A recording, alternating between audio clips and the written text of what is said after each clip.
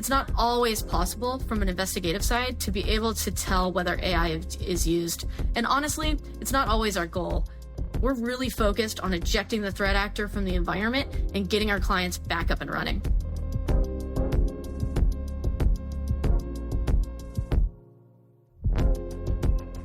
Welcome to Threat Vector, a segment where Unit 42 shares unique threat intelligence insights, new threat actor TPTs, and real-world case studies. Unit 42 is a global team of threat intelligence experts, incident responders, and proactive security consultants dedicated to safeguarding our digital world. I'm your host, David Moulton, Director of Thought Leadership for Unit 42.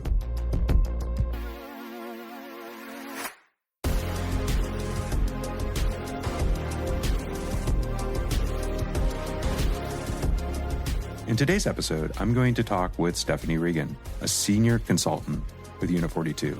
Stephanie started her career in law enforcement and now specializes in compromise assessment and incident response. In our last episode, I spoke with Chris Russo, a senior threat researcher with Unit 42 focused on ransomware and cybercrime, about Muddled Libra. Chris painted a picture of a determined and dangerous adversary. Today, I want to talk with Stephanie to hear her insights and advice when it comes to responding to an attack from Muddled Libra and groups like them. To kick us off, can you share the number of matters that you've been involved with when it comes to Muddled Libra?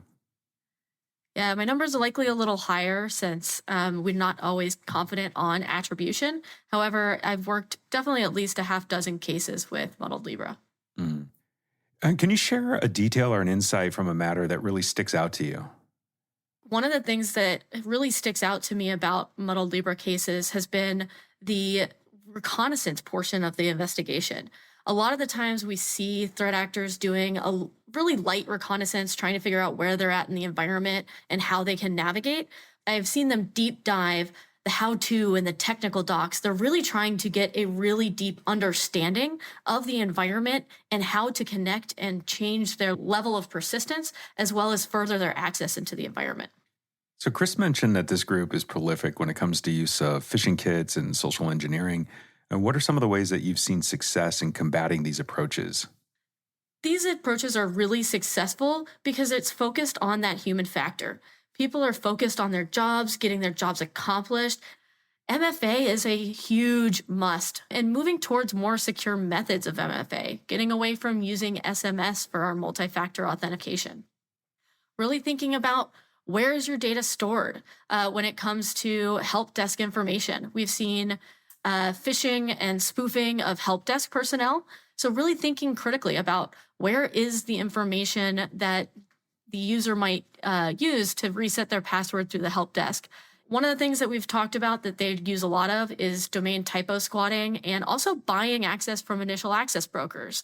Things like dark web and domain monitoring can also help in these situations to help you know quickly when credentials might be available on the dark web, or when you have certain things like mistyped domains and slightly misconfigured domain URLs that have been developed and are created that spoof your sites. Stephanie, tell our listeners what it takes to help a client recover from one of these attacks. Especially with a Muddled Libra attack, I think moving quickly to understand the level of persistence that has been able to be obtained at the time of detection is really important. IR playbooks are essential. Knowing the actions that you're going to need to take before you're in the emergency environment. Password resets, asset resets, those have to have a plan around them, because when you're in large environments and you're trying to reset passwords for thousands of users, that's very difficult. It's going to be kind of that whack-a-mole game to keep kicking them out of one account, but they can use another one to get right back in. Another crucial piece with Muddled Libra and many threat actors today is getting to out-of-band comms very quickly as well. A lot of threat actors, including Muddled Libra, like to sit on and listen to whatever your chat platform of choice is and trying to understand what actions the IT team and maybe the investigators are taking. Getting out of band and being able to really coordinate your approach quickly to get your environment reset is very important.